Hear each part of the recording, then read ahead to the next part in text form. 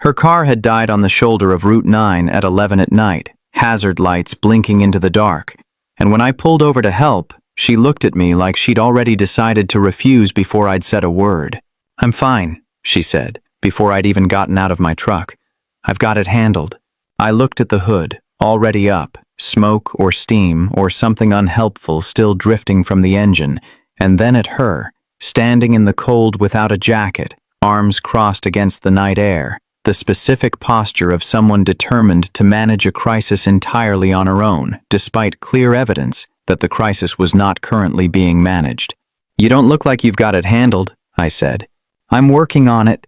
At 11 at night, on a stretch of road with no streetlights, in a sweater that isn't built for this temperature, she looked at me for a long moment, weighing whether the situation was bad enough to accept help from a stranger or whether pride could still win out. I'd seen that calculation before, in other people, in other circumstances. I recognized the exact moment pride lost. "The car overheated," she said finally. "I don't know enough about engines to know if that's fixable tonight or if I need a tow. Can I look?" "You don't have to." "I know, I'm offering anyway." She stepped back to let me examine the engine, and within a few minutes I'd confirmed what I'd suspected from the smell. A blown radiator hose, not an emergency exactly, but also not something fixable on the side of a dark road with whatever tools either of us happened to have. "You're going to need a tow," I said, "and probably a new hose. This isn't tonight's problem to solve. Not out here." She was quiet, looking at the disabled car with an expression that had shifted from frustration into something heavier. "Do you have somewhere to call?" I asked. "Someone who can come get you while you wait for the tow?" She didn't answer right away. The silence stretched longer than the question warranted, the specific pause of someone running through a mental list of options and finding it shorter than she wanted to admit. "Not really," she said finally. "Family, friends nearby?" "Not nearby. Not really anywhere, currently." Her voice had gone quiet, the kind of quiet that comes when someone is admitting something they'd rather not have to say out loud to a stranger on a dark road. "I have nowhere left to go." The words landed with more weight than the sentence structure suggested they should. I looked at her, really looked, past the cold and the stranded car and the sweater that wasn't warm enough, and saw someone who'd clearly been managing more than a broken radiator hose for longer than tonight. "Then stay with me," I said. "Tonight, until you figure out the tow situation and wherever you actually need to be." She looked at me like the offer didn't compute. Like the math of a stranger's kindness didn't balance against whatever equation she'd been running in her head for however long this particular crisis had been building. "I don't even know your name," she said. "Caleb Hart. I live about 10 minutes from here. I have a spare room, no expectations attached, and considerably better heating than the side of this road." She was quiet for a long moment, the hazard lights still blinking against the dark, casting intermittent orange light across her face. "Avery," she said finally, "Avery Cross." "Okay, Avery. Here's what I'd suggest, so you're not just taking a stranger's word for it." I pulled out my phone. "Call someone, a friend, anyone. Send them my name, my address, my license plate, all of it. If you'd rather wait at the diner up the road or even the police station until the tow truck comes, I'll drive you there instead and you can sort out the rest from somewhere public. I don't want you getting into a situation that feels unsafe just because the alternative was standing in the cold." Avery looked at me for a long moment, something in her expression shifting. Not quite trust yet, but the specific recalibration that happens when a stranger says exactly the thing a cautious person needs to hear. "That's a strange thing for someone with bad intentions to offer," she said. "That's sort of the point.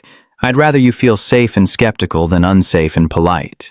She took a photo of my license plate, texted it along with my name to someone, a friend, she mentioned, currently 3 states away but reachable, and waited for a response before saying anything further. "Okay," she said, once the friend had texted back some version of approval. "Let's call the tow truck, and then let's get you somewhere warm." She nodded, the specific, exhausted relief of someone who'd been holding herself together through sheer will and had just been given permission, however briefly, to stop. We called the tow company from my truck, heater running, and waited the 20 minutes it took for them to arrive in a silence that felt less awkward than it probably should have, given that we were strangers. "This is a strange way to meet someone," she said, eventually breaking the quiet. "Most ways people meet are strange, if you look at them closely enough. This one's just more obviously strange than most." She almost laughed. The almost laugh of someone too tired and too overwhelmed to fully commit to finding something funny, but registering it anyway. "My name is Caleb Hart. I'm 33 years old. I run a small contracting business out of a town called Millbrook, the kind of work that's steady without being exciting, fixing other people's houses while my own stayed simple and mostly unremarkable. I'd been divorced for 2 years, amicably, the kind of ending that doesn't leave much wreckage, but also doesn't leave much behind it, just a quiet house and a routine that had calcified into something comfortable enough not to examine too closely. I learned over the course of that first night and the days that followed that Avery Cross had lost her job 6 weeks earlier, a marketing position at a company that had done layoffs without much warning, and had fallen behind on rent within a month. The specific speed with which one piece of bad luck compounds into several more if you don't have much margin to begin with. She'd been couch surfing between 2 friends' places for the past 2 weeks, increasingly aware that she was wearing out a welcome neither friend had explicitly withdrawn, but both had started subtly signaling through small comments and tired expressions. That night, she'd been driving to a third option, an old coworker who'd offered, somewhat reluctantly, a guest room for a few nights, when the car had died on Route 9, the final straw in a sequence of straws that had been accumulating for over a month. "I didn't want to call my parents," she told me that first night, sitting at my kitchen table with a cup of tea she wasn't drinking. "They'd help. I know they would, but they'd also make it about every choice I've ever made that led to this point, and I genuinely cannot handle that conversation on top of everything else right now." "That's fair," I said. "Sometimes help comes with too much commentary attached." "Exactly. I'd rather sleep in my car than sit through the specific disappointment my mother does so well." She wrapped both hands around the mug. "This is humiliating, by the way. Accepting help from a stranger on the side of a road. I want you to know I'm aware of how this looks. It looks like someone having a hard month who needed a tow truck and a warm room. That's not humiliating, that's just Tuesday for most people, eventually." She looked at me for a moment with an expression I couldn't fully read yet. Gratitude mixed with something more guarded. The specific caution of someone who'd learned not to trust kindness until it had proven itself over time. "Thank you," she said, "for stopping. Most people wouldn't have." "Most people would have. You just got unlucky with timing on an empty road." "I don't think that's true, but I appreciate you saying it." She looked around my kitchen for the first time with something other than crisis management focus, taking in the worn cabinets, the single coffee mug drying on the rack, the specific quiet evidence of someone who lived alone and had for a while. "You live here by yourself?" she asked. "Divorced, 2 years now. Amicable, if that matters. No kids, no big dramatic ending, just 2 people who realized they wanted different versions of the same life." I refilled her tea, though she still hadn't touched the first cup. "It's a quiet house. I don't mind quiet most days." "Most days?" "Some days the quiet gets a little loud, if that makes sense. But mostly I've made peace with it." I sat down across from her. "What about you?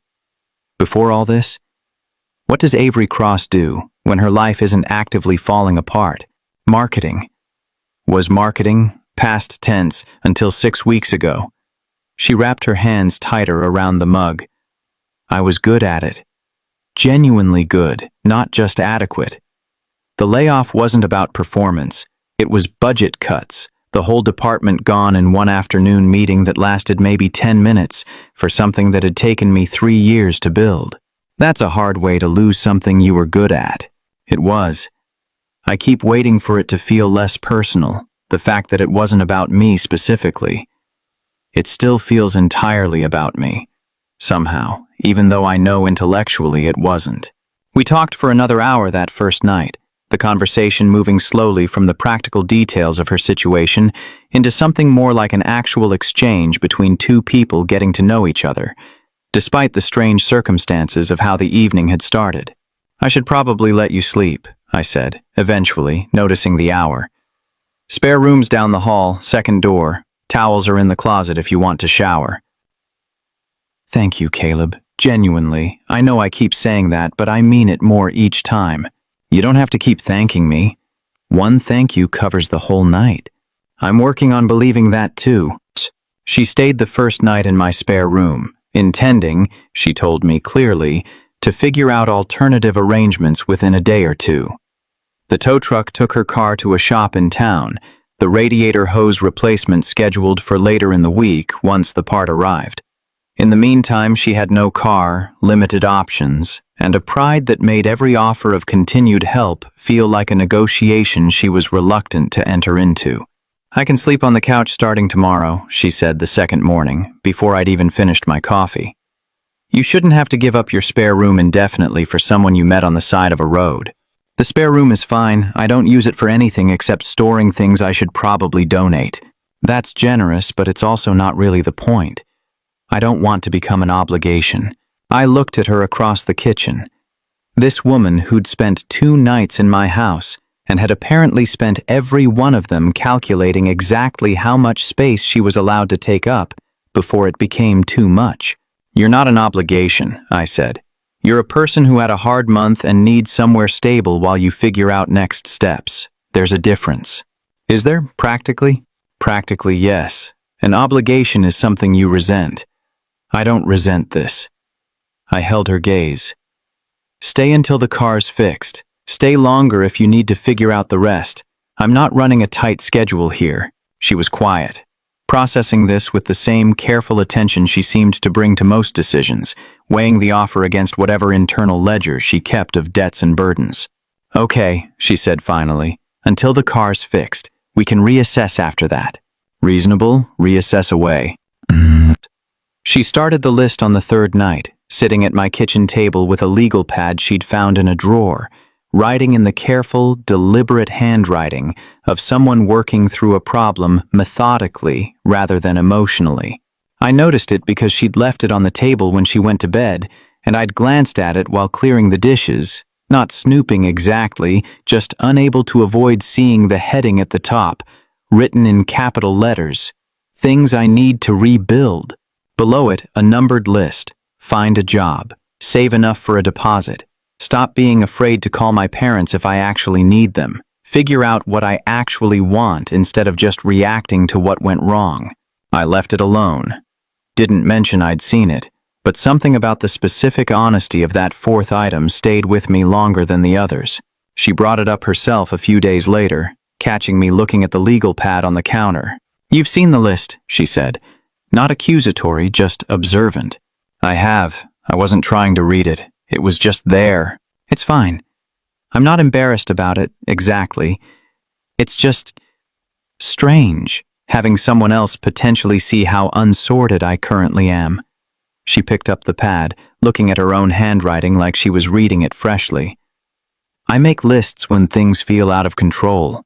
It's how I process, breaking the big scary problem into smaller, manageable pieces. Does it help? Sometimes. Mostly it helps me feel like I'm doing something instead of just absorbing whatever's happening to me." By that point, a rhythm had developed between us that neither of us had explicitly planned. She'd taken over breakfast most mornings, the specific domestic gesture of someone who'd decided contributing something, even something small, mattered to her sense of balance. I'd started leaving for work slightly later, so we could have coffee together before I left. A change in routine I hadn't examined too closely until Marcus pointed it out weeks later. She applied for 6 jobs that first week, methodically, treating the search with the same organized determination she brought to the list itself. 3 rejections came back within days. The silence from the other 3 stretched longer, the specific anxious waiting that comes with not knowing whether silence means consideration or simply being forgotten. "I hate this part," she admitted, on the 4th day, staring at her laptop screen with the particular exhaustion of someone managing hope and disappointment in alternating shifts. "The waiting. I'd rather get rejected immediately than sit in this in-between space not knowing. For what it's worth, the silence doesn't mean no. It usually just means slow. I know that logically. Emotionally, silence still feels like rejection wearing a disguise. That's fair. I don't think I can fix that feeling. I can just keep reminding you it's not necessarily true. She looked at me with something like gratitude that didn't require words, and went back to refreshing her email for the third time that hour. She set the pad down. I added something today, can I show you? She turned the page to a new item, added below the original 4. Stop assuming kindness always has a hidden cost. I looked at it for a long moment. That's a good addition, I said. It's aspirational. I'm still working on actually believing it. She looked at me. You've been kind for almost a week now without asking for anything. I keep waiting for the catch and there hasn't been one, and I genuinely don't know what to do with that information yet. There's no catch coming, Avery. I know. I'm working on believing that too. On the 5th night, Avery insisted on cooking dinner, framing it as repayment for a week of hospitality despite my repeated insistence that no repayment was necessary. I need to do something useful, she said, already moving through my kitchen with the confidence of someone who actually knew how to cook, unlike my own fairly basic repertoire. Let me have this. It's good for my morale. I'm not going to argue with someone determined to make me dinner. Smart man. She made something with chicken and a sauce I couldn't identify, but immediately wanted the recipe for. Moving through the unfamiliar kitchen with the specific efficiency of someone who found cooking genuinely calming rather than stressful. Where'd you learn to cook like this? I asked, watching her work. My grandmother. She basically raised me on weekends while my parents worked, and cooking was sort of our shared language. She didn't talk much about feelings directly, but she'd teach me a new recipe every visit, and somehow that always felt like the actual conversation underneath the conversation. She plated the food with the same care she'd put into making it. She passed 3 years ago. I don't cook as much as I should, given how much it meant to her that I learned. This is sort of nice, actually, having a reason to do it again. I'm glad I could provide the reason, even accidentally. Most good things happen accidentally in my experience. This whole week has been one accident after another, and somehow it's turned out better than most things I've planned carefully. We ate at the kitchen table, the conversation easier than it had been even the previous nights. The specific comfort that develops once two people stop treating every interaction as requiring careful management. The car got fixed on day 6, and the conversation about what came next happened that same evening, both of us aware that the original arrangement, stay until the car's fixed, had reached its stated expiration point. I have somewhere to stay, Avery said over dinner. The co-worker's offer is still open. I called her today. Is that what you want, or just what's available? She set down her fork, considering the question with more weight than I'd expected. Honestly, I don't know. The co-worker's place is fine. It's not... She paused, searching for the right framing. It doesn't feel like this does. This past week has felt different than couch surfing usually feels. Less like I'm borrowing space, and more like I'm actually allowed to exist somewhere without earning it constantly. You're allowed to exist here too, if that's relevant information. It's relevant. She looked at me carefully. Are you offering that, or am I reading into something that isn't actually being offered? I'm offering it, clearly this time, since apparently I haven't been clear enough about it so far. She studied me for a long moment, the specific assessment of someone who'd learned to distrust easy answers and was checking this one for hidden fault lines. I need you to understand something about me, she said. I don't take things at face value easily. Not anymore. I used to. I lost that ability somewhere between the layoff and the couch surfing, and I haven't quite gotten it back yet. I understand that. I'm not asking you to trust this instantly. I'm just telling you the offer is real, and you can take whatever time you need to believe it. That's a generous amount of patience to extend to someone you met 6 days ago on the side of a road. Maybe. Or maybe 6 days is plenty of time to recognize someone worth being patient for. She was quiet for a long moment, something working behind her expression that I'd started learning to read over the past week. The specific process of someone recalculating an internal ledger that had been running too long on suspicion of other people's motives. Okay, she said finally. I'll stay. For now, we can keep reassessing as we go. Reasonable. I'm becoming quite fond of reassessing. Marcus, my closest friend since high school, came by for dinner about 3 weeks into Avery's extended stay, the kind of casual visit that had become less casual once he realized the living arrangement had developed into something with more permanence than either Avery or I had explicitly named yet. We ended up on the back porch after dinner, beers in hand, while Avery cleaned up inside, and Marcus wasted no time getting to the point he'd clearly been building toward all evening. "Caleb, here we go. I'm serious. We need to talk about this." He gestured vaguely toward the house. "Her. This. Whatever this currently is. It's a woman who needed help and is currently figuring out her next steps. That's what this is. 3 weeks, man. That's not a few nights of emergency shelter. That's a living arrangement that's developed its own gravity." Marcus took a drink, studying me with the specific directness 25 years of friendship had earned him the right to use. "I need to ask you something, and I need an honest answer. Not the careful version you've been giving everyone else who's asked about this. Ask. Do you actually know if she's going to run the second she has a real option? Or do you want her to stay, regardless of whether she ever really needs to?" The question landed harder than I'd expected, sitting on a porch with a beer going warm in my hand. "I don't know," I admitted. "Honestly, I haven't let myself examine that directly." Why not? Because if the answer is that I want her to stay regardless of necessity, that changes what this is. It stops being generosity and starts being something with stakes attached. And she's had enough stakes attached to things lately. I didn't want to add to that pile without being sure. Marcus was quiet for a moment, processing this with more seriousness than his opening question had suggested he might bring. "That's actually a thoughtful concern," he admitted. "More thoughtful than I expected, given how oblivious you usually are about this stuff." Thanks, I think. But here's the thing, Caleb. You can be careful about timing, sure, but at some point, careful starts looking a lot like avoidance, and she spent her whole adult life apparently assuming kindness has a hidden cost. If you're sitting on real feelings and dressing them up as patient generosity, that's its own kind of hidden cost. Just a slower one. I sat with that for a long moment, the porch quiet except for the sounds of Avery moving around in the kitchen inside. The specific domestic comfort of someone who'd started, slowly, to feel like she belonged in this particular house. "When did you get wise?" I asked. "I've always been wise. You've just been too distracted to notice." Marcus took another drink, settling back into the porch chair rather than leaving yet, apparently not finished with the conversation. "Can I tell you what I actually think is happening here since we're being honest tonight?" "Go ahead." "I think you've spent 2 years since the divorce telling yourself you're fine being alone. Comfortable house, steady routine, no complications. And I think some part of you liked it that way because it was safe.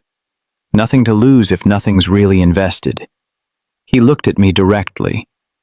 Then a woman with nowhere to go shows up on the side of a road, and suddenly you're rearranging your work schedule and learning her coffee order and not mentioning any of this to me for 3 weeks, which, frankly, hurt my feelings slightly. I wasn't hiding it from you specifically. You were hiding it from yourself, mostly, which had the side effect of hiding it from me, too. Same result. He gestured toward the house again. "She's good for you, man. I can see it just from one dinner. You laugh differently than you did even 6 months ago. That's not nothing. I noticed that too, actually, the laughing differently part. Good. Acknowledge it. Then do something useful with the acknowledgement instead of just filing it away the way you file away most feelings. That's a low blow. It's an accurate blow. We've established those aren't mutually exclusive, you and me, over 25 years of friendship." Marcus stood, finally, stretching properly this time. "Figure out what you actually want, man. Soon. Before the not knowing becomes its own kind of answer she has to interpret without your help." Avery had an interview scheduled that same week, the first one that had actually responded with genuine interest, rather than silence or rejection. And the morning of it she was visibly nervous in a way I hadn't seen from her since that first night on the road. "You're going to be fine," I told her, watching her go through her interview outfit options for the 3rd time. "You're good at this. You said so yourself. Being good at the job and being good at convincing someone to give me the job are different skills. I've always been better at the actual work than the performance of getting hired to do it. Then don't perform. Just tell them what you told me about the marketing campaign you built before the layoffs. That wasn't a performance. That was just you being genuinely good at something. She looked at me, something settling slightly in her nervous energy. That's actually helpful advice. I have my moments.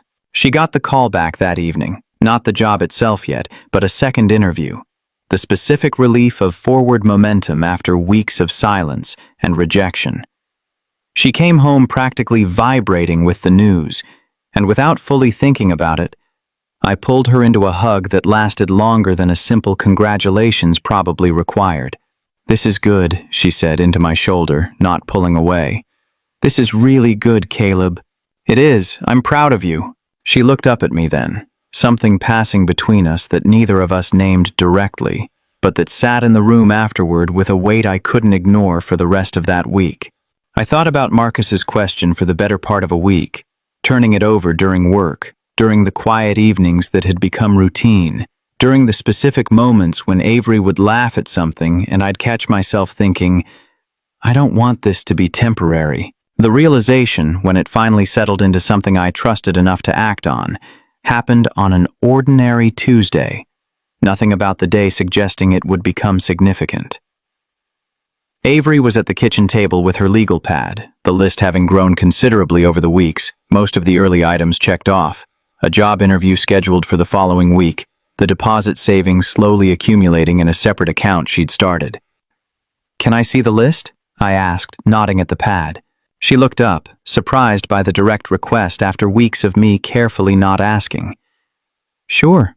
I read through it, the original 5 items, several new additions, most checked off in the satisfying way that comes from actually making progress on something that once felt insurmountable. Near the bottom, a recent addition I hadn't seen before.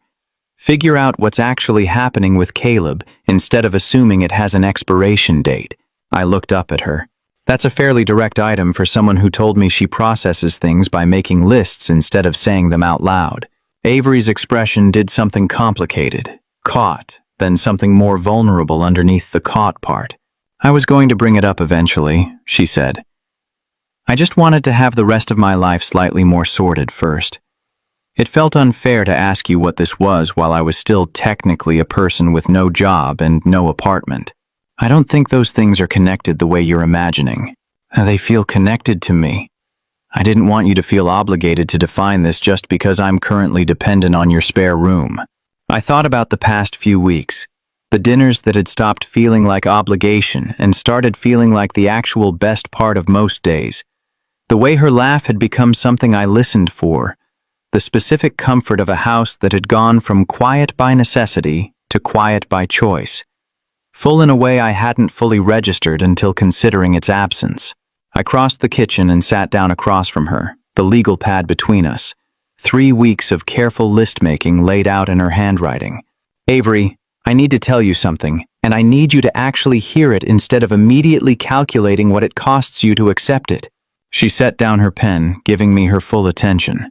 "I don't want this to have an expiration date either," I said. "I haven't wanted that for a while now. I've been careful about saying so because I didn't want you to feel like staying came with strings attached, like the kindness had a hidden cost after all, exactly the thing you've been afraid of since that first night on the road." But my friend Marcus pointed out fairly bluntly that being careful about timing eventually starts looking like its own kind of dishonesty. Avery was quiet, processing this with the same careful attention she brought to most things. "So, what are you actually saying?" she asked. "I'm saying I don't want you to find an apartment and move out and become someone I used to know. I'm saying the version of this where you stay isn't generosity anymore, if it ever fully was. It's something I want, specifically, regardless of whether you technically need somewhere to stay." I held her gaze, making sure the next part landed clearly. "Marcus asked me a question a few days ago. Whether I knew if you were going to run the second you had a real option, or whether I wanted you to stay regardless. I didn't have an honest answer at the time. I have one now." "What's the honest answer?" I want you to stay regardless, not because you need to. Because I want you here. That's the actual truth I've been avoiding saying clearly, dressed up as patience. She looked at the legal pad between them, at her own handwriting working through the rebuild of an entire life, and then at me. I added that item 3 days ago, she said. I've been trying to figure out how to bring it up without sounding like I was trying to manufacture permanence out of a temporary arrangement. You don't have to manufacture anything, I'm telling you directly. She picked up her pen again, and for a moment I thought she was going to write something else on the list. Instead, she crossed out the most recent item, figure out what's actually happening with Caleb, and wrote something new beneath it. She turned the pad toward me so I could read it. Stop assuming this is temporary. It isn't. Is that accurate? She asked us. Completely accurate. Avery's car never fully left my driveway after that, in the sense that she stopped treating her presence in the house as something requiring constant justification. The legal pad stayed on the kitchen counter, the list continuing to grow and shrink as items got checked off and new ones got added, no longer just about rebuilding what had broken, but about building something new entirely. She got the job within the month, a marketing position with a local company that valued exactly the skills her previous employer had apparently failed to appreciate. The deposit savings kept growing too, steadily, and by month 4, she had enough saved for a place of her own, an actual viable option sitting in her bank account rather than a hypothetical. She showed me the number on her banking app one evening, somewhat sheepishly, like she wasn't sure how I'd react to evidence that she finally had a real choice. I could afford my own place now, she said, if I wanted that. Do you want that? She considered the question with the same careful weight she gave most decisions. No, she said finally. I looked at a few listings last week, actually, just to see. None of them felt like anywhere I wanted to be. This already does. Then don't go looking for reasons to leave something that's already working. I'm not. I just wanted you to know I'm choosing this. Not because I have no other option anymore. Because I looked at the other option and it wasn't what I wanted. That distinction mattered to both of us more than either of us said directly at the time. The difference between staying out of necessity and staying because the alternative, now genuinely available, simply didn't compare. She kept contributing to the savings account anyway, for the next several months, not toward an apartment anymore, but toward nothing specific. Just the quiet security of having options even when she wasn't using them. Having a financial cushion feels like its own kind of stability, she told me once, regardless of what else is going on. 1 year after that first night on Route 9, I found the original legal pad in a drawer while looking for something else. The early entries faded slightly but still legible. I brought it to her at the kitchen table, where she was working through a current list for an entirely different project, wedding planning. 3 months into an engagement neither of us had rushed into. But both of us had arrived at with the specific certainty that comes from building something slowly enough to trust it, over a full year rather than a few impulsive weeks. Look what I found, I said, setting the old pad down beside her current one. She picked it up, reading through the early entries with the specific fondness of someone looking at evidence of how far they'd come. Find a job, she read aloud. Save enough for a deposit. Stop being afraid to call my parents. She looked up. I did call them, eventually, about a month after I moved in here properly. They were surprised, but not in the way I'd dreaded. Mostly just glad I was somewhere safe. I remember. You were nervous about that call for 2 days beforehand. I was nervous about a lot of things, for longer than I probably needed to be. She turned to the later pages, to the item about kindness and hidden costs, to the final entry about this not being temporary. I kept thinking something would eventually go wrong, that the catch would show up late, the way bad news sometimes does. Did it? No. She looked at me, something settled and certain in her expression that hadn't been there that first cold night on the side of Route 9. No catch. Just you, consistently, for longer than I initially believed was possible. I sat down across from her, the 2 legal pads side by side, one chronicling a rebuild from nothing, the other chronicling a wedding neither of us had expected 6 months ago to be planning so soon. For what it's worth, I said, Stopping that night on Route 9 is still the best impulsive decision I've ever made. For what it's worth, Avery said, accepting the help is still the hardest thing I've ever done. Harder than the job hunt, harder than calling my parents, just letting someone help without immediately calculating the cost. How'd that work out? She looked at the ring on her hand, then at me, then at 6 months of evidence that kindness, sometimes, really didn't come with hidden costs attached. Pretty well, actually, she said. Better than I let myself hope for that first night. Marcus came by again that same month, the engagement still recent enough that he hadn't stopped bringing it up at every opportunity.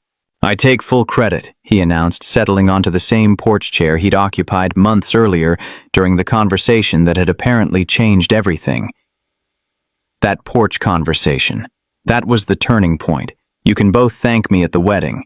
You asked one pointed question, I said. I did the actual work of figuring out the answer. Sure, but someone had to ask the question. That's the hard part. Anyone can have feelings. Not everyone has a friend brave enough to call them out on a porch with mediocre beer. The beer wasn't mediocre. It was a little mediocre. That's beside the point. Marcus looked between us with genuine warmth underneath the usual joking. I'm happy for you two. Genuinely. I don't say that kind of thing often, so take it seriously when I do.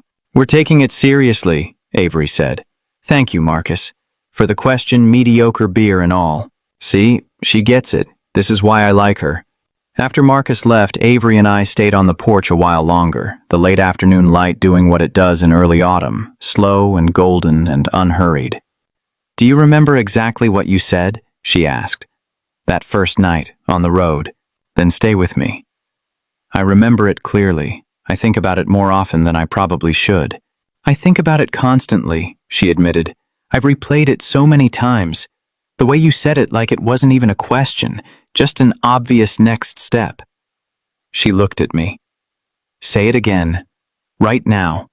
I want to hear what it sounds like when it's not about a broken down car or having nowhere else to go. I took her hand, the ring catching the late light between us.